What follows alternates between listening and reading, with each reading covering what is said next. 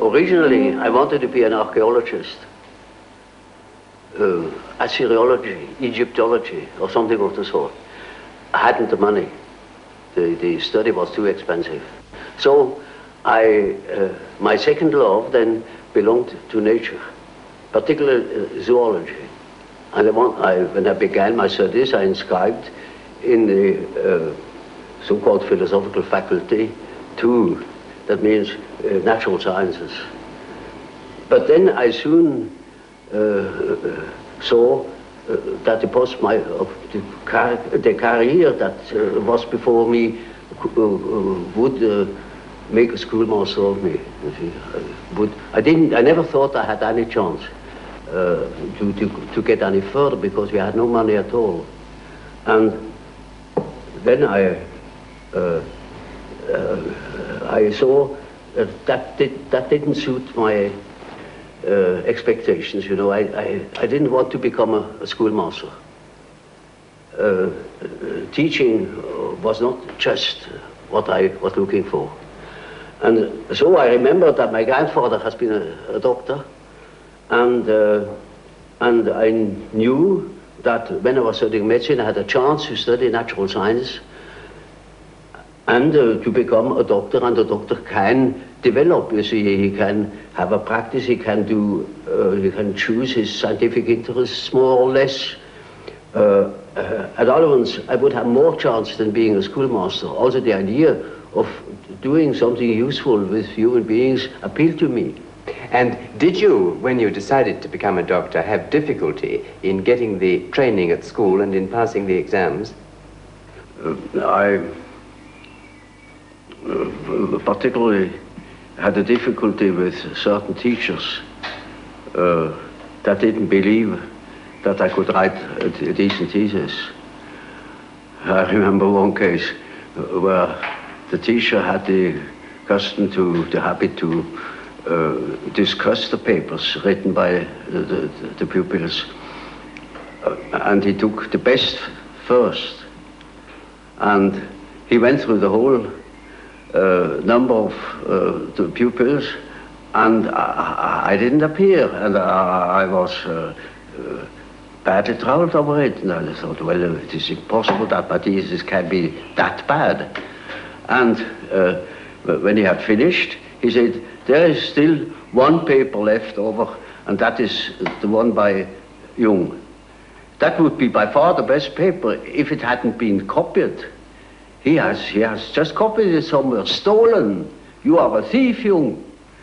And if I knew where you have stolen it, I would fling you out of school. And I got mad, and I said, this is the one thesis where I have worked the most, because the theme was interesting, in contradistinction, you know, to other themes which are not at all interesting to me. And then he said, you are a liar, and if you can prove that you have stolen that thing somewhere, then you get out of school. Très profondément déçu et blessé, je jurais de me venger du maître. Si j'en avais eu l'occasion, ce qui se serait passé aurait simplement relevé du droit du plus fort. Mais comment diable pouvais-je prouver que je n'avais pas copié ma dissertation? Ma tristesse et ma fureur menaçaient de dépasser la mesure. Mais alors se produisit quelque chose que j'avais déjà plusieurs fois observé. Un silence se fit soudain en moi, comme si l'on avait fermé une porte insonorisée, l'isolant d'une enceinte bruyante. Il existait à l'arrière-plan le sentiment d'une participation de quelque chose qui n'était pas moi, un peu comme si j'avais été touché par un souffle venu de l'univers astral et des espaces infinis, ou comme si un esprit invisible était entré dans la chambre, un esprit disparu depuis longtemps, mais qui serait continuellement présent dans l'intemporel et jusque dans un lointain avenir. When the time came that you qualified as a doctor, what made you decide to specialize in being an alienist? Yeah, that is rather an interesting point. When I had finished my studies practically, and when I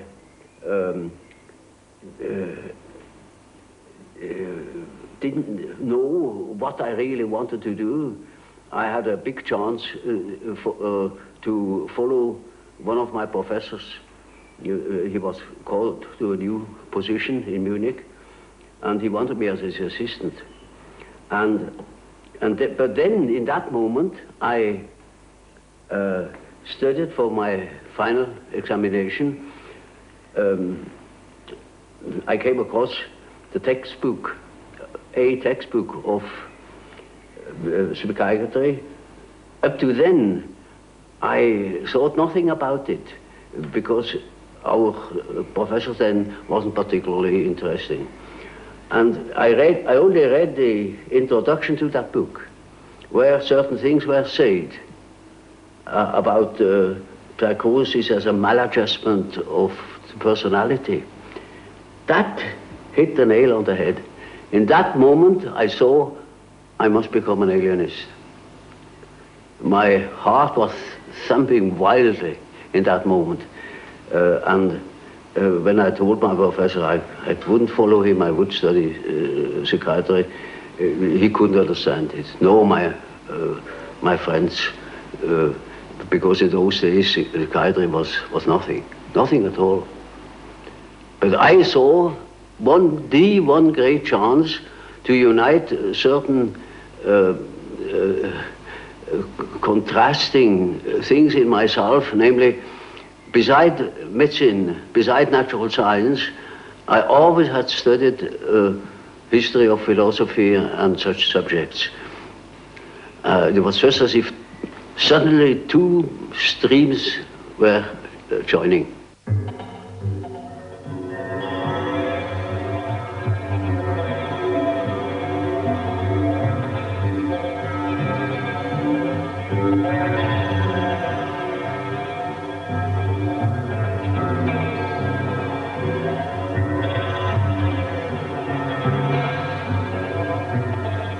Jung vivait en même temps l'attraction intense pour la nature, pour la réalité concrète, et l'attraction pour les créations culturelles, pour les arts, les littératures, l'histoire, et surtout la philosophie peut-être, et vivait d'une manière assez dramatique intérieurement la question de comment ces deux plans de la réalité pouvaient tenir ensemble dans sa personne.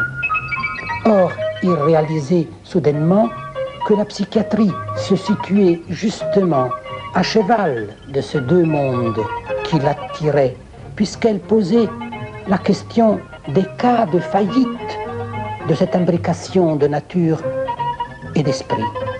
Et il réalisait que d'ici voué pouvait l'amener à mieux assouvir sa vraie passion de pénétrer la réalité humaine aussi complètement que possible.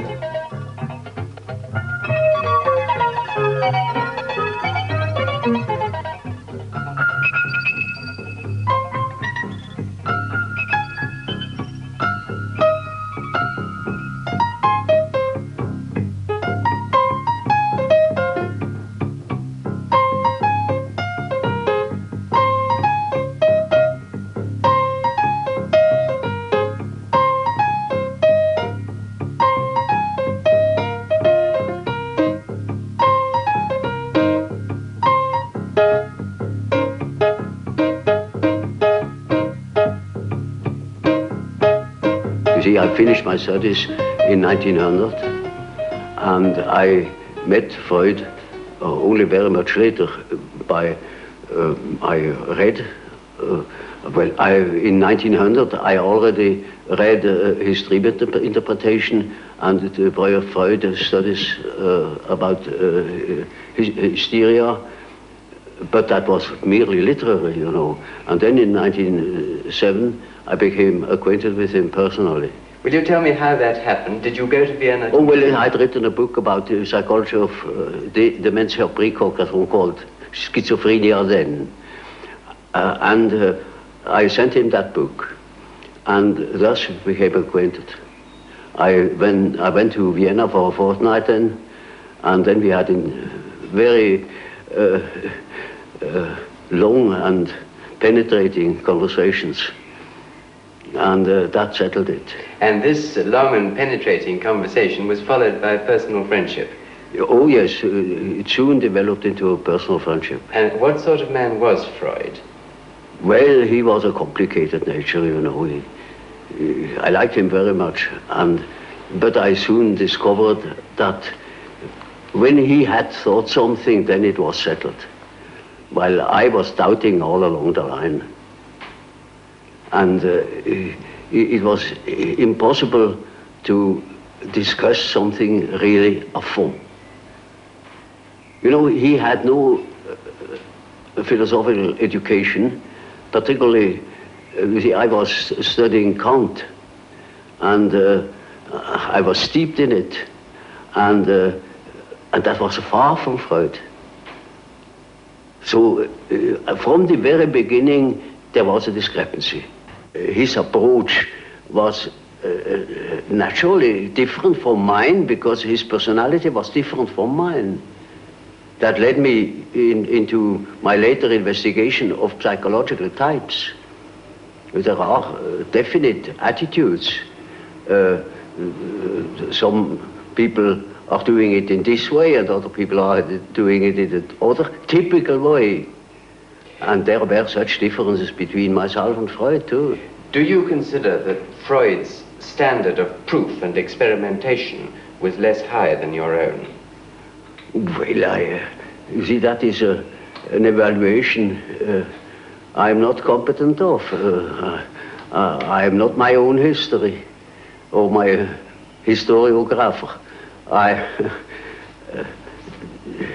With reference to certain results, I think my method has its merits. Tell me, did Freud himself ever analyze you? Oh yes, I submitted quite a lot of my dreams to him, and so did he. And he to you, yes? Oh yes, yes. Yes. Do you remember now, at this distance of time, what were the significant features of Freud's dreams that you noted at the time? Well, that is rather indiscreet to ask. You know, there is such a thing as a professional secret. He's been dead these many years. Yes, but these regards last longer than life. J'ai eu un rêve à l'époque où je travaillais avec Freud.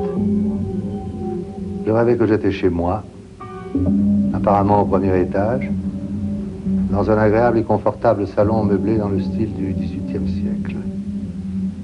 Je fus étonné de n'avoir jamais vu cette pièce auparavant, et je commençais à me demander à quoi ressemblait le rez-de-chaussée.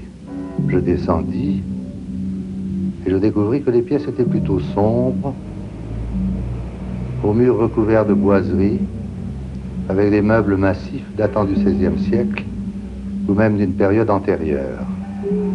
Ma surprise et ma curiosité s'accrurent. Je voulais voir l'architecture totale de la maison.